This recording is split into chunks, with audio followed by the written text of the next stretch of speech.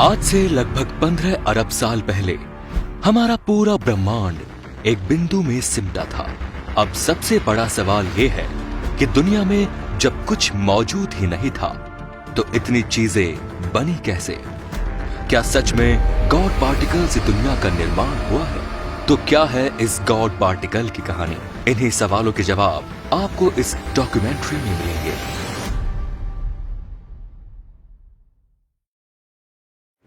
हम अपने आसपास जो भी चीजों को देखते हैं, जैसे पेड़ पौधे, जीव जंतु या आकाश में मौजूद सूरज, चांद, सितारे, लेकिन क्या आप जानते हैं कि एक समय ऐसा भी था जब इन चीजों का कोई अस्तित्व नहीं था?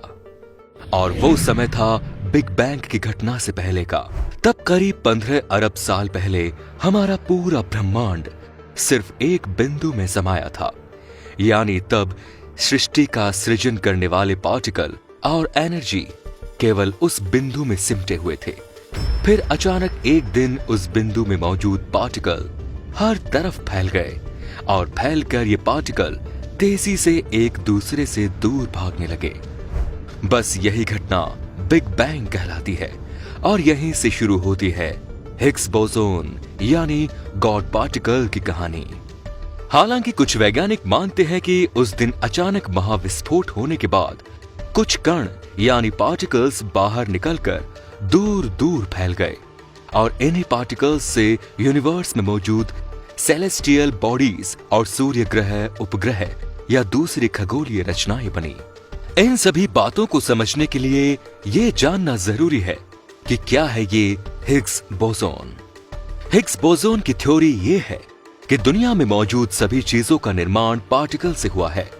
इन पार्टिकल्स ने मिलकर ही चीजों को बनाया है। बोसोन एक मूल कण है जिसकी हाइपोथेसिस तो 1964 में दी गई, लेकिन इसका एक्सपेरिमेंटल वेरिफिकेशन 14 मार्च 2013 को किया गया। इस आविष्कार को एक मेमोरेबल रिसर्च इसलिए कहा गया क्योंकि इस रिसर्च ने हिग्स एरिया का होना कंफर्म कर दिया। हिग्स बोसोन को ही पार्टिकल्स के द्रव्यमान यानी मास के लिए जिम्मेदार माना जाता है, इसलिए इसे लास्ट बेसिक पार्टिकल्स माना जाता है। इसे ऐसे समझिए कि हमारे ब्रह्मांड में मौजूद सभी चीजें एटम से निकलकर बनी है और एक एटम प्रोटॉन, न्यूट्रॉन और इलेक्ट्रॉन के पार्टिकल से मिलकर बना होता है, जिसे क्वार्क कहते हैं। इन पार्टिकल्स का मास अब तक रहस्य बना रहा है। प्रोटॉन और न्यूट्रॉन से मिलकर बने कणों में तो मास होता है जबकि फोटोन में नहीं। लेकिन ऐसा क्यों? क्यों कुछ पार्टिकल्स में वजन होता है और कुछ पार्टिकल्स में नहीं? तो इसका जवाब कुछ इस तरह समझने की कोशिश करिए। हिग्स फील्ड को किसी भी तरह से देखा नहीं जा सकता, लेकिन इसकी तुलना किसी सेलिब्रिटी के पीछे भागने वाले उन फैंस से की जा सकती है। इसे ऐसे भी समझिए कि अगर कोई आम व्यक्ति किसी रोड से गुजरे तो कोई भी उस व्यक्ति पर ज्यादा ध्यान नहीं देगा और वो इंसान उस स्थान से बिना किसी बाधा के आसानी से निकल जाएगा। लेकिन अगर कोई एक्टर या एक्ट्रेस अपने फैंस के बीच से निकले तो इन सेलिब्रिटीज को निकल कर जाने में बहुत दिक्कत होगी, क्योंकि लोग इन्हें चारों तरफ से घेर लेंगे और इनकी स्पीड अपने आप कम हो जाएंगी। इसका मतलब ये है कि सेलिब्रिटीज मतलब ज्यादा मास। इसी तरह हिग्स फील्ड से निकलने वाले अलग अलग पार्टिकल्स पर भी असर अलग अलग होता है। यानी बिना मास वाले फोटोन बिना किसी दिक्कत के आसानी से निकल जाते हैं, जबकि दूसरे पार्टिकल्स अपने मास के मुताबिक इस फील्ड में अलग तरह से बिहेव करते हैं। हिग्स बोसोन से पहले प्रोटॉन को सबसे छोटा कण माना जाता था, क्योंकि प्रोटॉन के अंदर 2 यूपी क्वार्क और एक डाउन क्वार्क होते हैं जो स्ट्रॉन्ग फोर्स द्वारा एक दूसरे से जुड़े रहते हैं। इस खाली जगह के अंदर जो सूक्ष्म कण होते हैं उनको हिग्स बोसोन या गॉड पार्टिकल्स कहा जाता है, जिसको किसी भी तरह से देखना संभव नहीं। अब जरा आप खुद ही सोचिए कि वो कितना छोटा कण होगा। ब्रह्मांड में हिग्स बोसोन हर उस खाली जगह पर मौजूद है जहां पर कुछ नहीं होता। कहा जाता है कि यदि गॉड पार्टिकल्स नहीं होता तो आज हम भी ना होते। इस गुत्थी को पीटर हिग्स और 5 अदर साइंटिस्ट ने साल 2012 में समझाने की कोशिश की। उन्होंने ही हिग्स बोसोन नाम का कॉन्सेप्ट दिया। उनके सिद्धांत के अनुसार जब ब्रह्मांड में बिग बैंग की घटना घटी तब वहां फैलने वाले किसी भी पार्टिकल में कोई वजन नहीं था। लेकिन जब यूनिवर्स ठंडा हुआ और टेम्परेचर लिमिट से नीचे गिरता चला गया तब पावर की एक फील्ड पूरे ब्रह्मांड में बनती चली गई। उस फील्ड में फोर्स था और उसी फील्ड में मौजूद पार्टिकल्स को गॉड पार्टिकल का नाम दिया गया।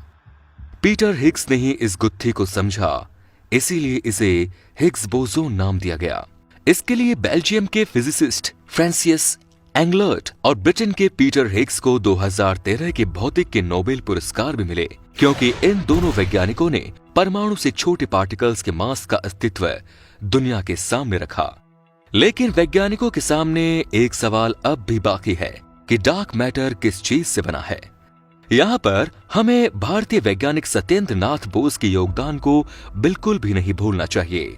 भारतीय वैज्ञानिक सत्येंद्र नाथ बोस को क्वांटम फिजिक्स के लिए पूरी दुनिया में जाना जाता है। लेकिन क्या आप जानते हैं, भारत के सत्येंद्र नाथ बोस ने गॉड पार्टिकल की खोज बहुत पहले ही कर ली थी। हम आज जिस कण हिग्स बोसोन की बात करते हैं उसमें हिग्स वर्ड तो पीटर हिग्स के नाम से है, लेकिन जो बोसोन वर्ड है वो भारतीय वैज्ञानिक सत्येंद्र नाथ बोस के नाम पर है। पर इस बात पर चर्चा ना के बराबर ही रही। सत्येंद्र नाथ बोस ने 1924 में अल्बर्ट आइंस्टाइन को एक पेपर भेजा था जिसमें उन्होंने बिहेवियर ऑफ पार्टिकल्स को समझने के लिए एक गणितीय मॉडल का उल्लेख किया। दरअसल उस यंग साइंटिस्ट सत्येंद्र नाथ बोस ने फिजिक्स में बिहेवियर ऑफ हॉट गैसेस के कॉन्सेप्ट पर अवेलेबल डेटा में खामियां बताई। इसे लेकर उन्होंने कुछ तर्क और न्यू थ्योरीज दी। अब इनकी रिसर्च पर अल्बर्ट आइंस्टाइन ने मुहर लगाते हुए इस रिसर्च को आइंस्टीन बोस नाम दिया। इस रिसर्च में जिन कणों की बात की गई उन्हें बोसोन नाम से जाना गया। हिग्स पार्टिकल्स भी इसी बोसोन चेन का ही एक पार्टिकल है। इस खोज की सफलता में भारत की ऐतिहासिक भूमिका है, क्योंकि इस खोज की कड़ियां सीधे प्रोफेसर बोस से जुड़ी हैं। बोस के योगदान को याद करते हुए सर्न यानी European council of nuclear research के प्रवक्ता ने भारत को हिग्स बोसोन प्रोजेक्ट का ऐतिहासिक पिता भी बताया। ब्रह्मांड की दुनिया इकाई के साथ किसी भारतीय का नाम जुड़ना सचमुच हम सभी के लिए गौरव की बात है। अब बात करते हैं इस पार्टिकल का नाम गॉड पार्टिकल कैसे पड़ा। अमेरिका के एक वैज्ञानिक लियोन लीडरमैन ने 1993 में एक किताब लिखी जिसमें उन्होंने पार्टिकल के मास और एटम के बनने की प्रक्रिया को समझाया। इस किताब का नाम उन्होंने द गॉड मैन पार्टिकल रखा, लेकिन पब्लिशर ने इस किताब का नाम बदलकर द गॉड पार्टिकल रख दिया। इस तरह से ये नाम पूरी दुनिया में फेमस हो गया और मीडिया ने इसे फेमस करने में महत्वपूर्ण भूमिका भी निभाई। दरअसल वर्ड गॉडमैन का मतलब गुस्सा या चिड़चिड़ाहट व्यक्त करने के रूप में इस्तेमाल किया जाता है और साइंटिस्ट लीडरमैन यही बात सबके सामने रखना चाहते थे कि इस पार्टिकल को खोजने में साइंटिस्ट को कितनी मुश्किलों और परेशानियों का सामना करना पड़ा। अब जानते हैं वो परेशानियां क्या रही होंगी। इसे कुछ इस तरह से समझे। बारिश की एक बूंद के अंदर 1.67 into 10 पावर 21 मॉलिक्यूल्स होते हैं और ये मॉलिक्यूल्स दो एटम्स हाइड्रोजन और ऑक्सीजन से मिलकर पानी को बनाते हैं। इसीलिए वाटर फॉर्मूला H2O होता है। एक हाइड्रोजन परमाणु के अंदर इलेक्ट्रॉन, प्रोटॉन और न्यूट्रॉन होता है। प्रोटॉन न्यूट्रॉन सेंटर में जबकि इलेक्ट्रॉन केंद्र के चारों तरफ घूमते रहते हैं। प्रोटॉन के अंदर क्वार्क के बीच की खाली जगह को हिग्स फील्ड कहा जाता है।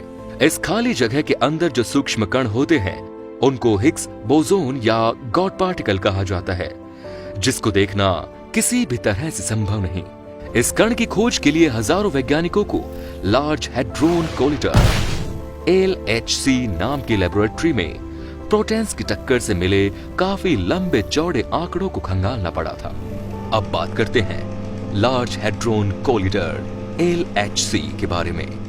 1977 में जब न्यूक्लियर रिसर्च सर्न के लिए यूरोपीय संगठन के former director sir John Adams ने एक अंडरग्राउंड टनल को बनाने का सुझाव दिया, जिससे असाधारण रूप से हाई एनर्जी तक पहुंचने के बाद सूक्ष्म कणों के बारे में जाना जा सके।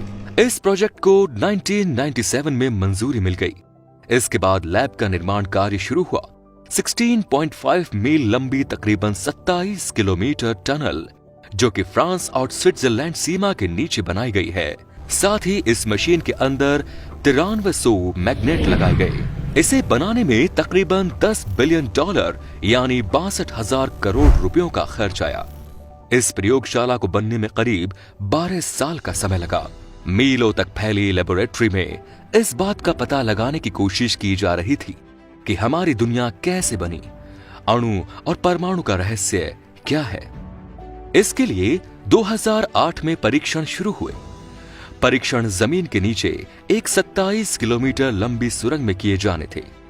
गॉड पार्टिकल नाम ने इतनी सनसनी मचाई थी कि हैड्रन कोलाइडर के शुरू होते ही दुनिया खत्म हो सकती है। लोगों के बीच ऐसी बातें फैलने लगी। अंदाजा था कि टक्कर के दौरान कोई ब्लैक होल बन जाएगा जो पूरी दुनिया को निगल लेगा। जाहिर है वैसा कुछ भी नहीं हुआ। परीक्षण में सुरंग के अंदर 2 बीम पाइप्स में 2 ऑपोजिट डायरेक्शन से आ रही 13 इलेक्ट्रॉन वोल्ट की प्रोटॉन रेज को आपस में टकराया गया, जिससे वही स्थिति उत्पन्न हो गई जो ब्रह्मांड की उत्पत्ति के समय बिग बैंग के रूप में हुई थी। इसके लिए लैब में सबसे पहले हाइड्रोजन एटम को सिलेंडर से पाइप में भेजा गया, जिससे नेगेटिव चार्ज इलेक्ट्रॉन को बाहर निकाल दिया गया। प्रोटॉन पैकेट को इलेक्ट्रिक फील्ड द्वारा स्पीड दी गई, जिसके लिए प्रोटॉन को बूस्टर रिंग में बदला गया। इसका डायमीटर 157 मीटर था। प्रोटॉन को स्पीड लाइट के 91.6% की गति से दौड़ाया गया। इसके आगे की प्रोसेस में प्रोटॉन की स्पीड बढ़ाकर लाइट की स्पीड का 99.999% के बराबर पहुंचाया गया। इसी के साथ प्रोटॉन को 27 किलोमीटर लंबी सुरंग में दौड़ाया गया। दोनों पाइप को 4 जगह पर ओवरलॉक किया गया, जिससे पार्टिकल आपस में टकरा पाए और गॉड पार्टिकल दिख सके। प्रोटॉन्स 27 किलोमीटर लंबी सुरंग में 11,000 चक्कर सिर्फ 1 सेकंड में पूरा कर रहे थे। तब अचानक प्रोटॉन की एनर्जी 13 इलेक्ट्रॉन वोल्ट हो गई और जहां पर ये पार्टिकल टकरा रहे थे वहां पर वही स्थिति पैदा हुई जो बिग बैंग के समय में हुई थी, जिसकी वजह से जबरदस्त एनर्जी निकली जो प्रोटॉन में से गॉड पार्टिकल को अलग करने के लिए काफी थी। और फिर 2012 में जेनेवा के परमाणु अनुसंधान संगठन और सर्न के वैज्ञानिकों द्वारा खोजे गए इस गॉड पार्टिकल का ऐलान यूरोपीय पार्टिकल फिजिक्स लेबोरेटरी द्वारा दिया गया। वैसे तो गॉड पार्टिकल हिग्स बोसोन का पॉपुलर नाम है, लेकिन साइंटिस्ट इसे बोसोन ही कहते हैं। जाहिर है कोई भी कण ईश्वर की जगह नहीं ले सकता। यह जिम्मेदारी सिर्फ प्रकृति की है।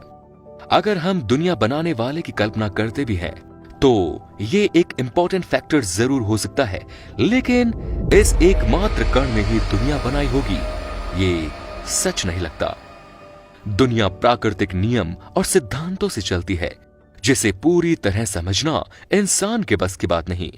विज्ञान तो मात्र इन नियम या फिर इन सिद्धांतों की व्याख्या करने का काम करता है।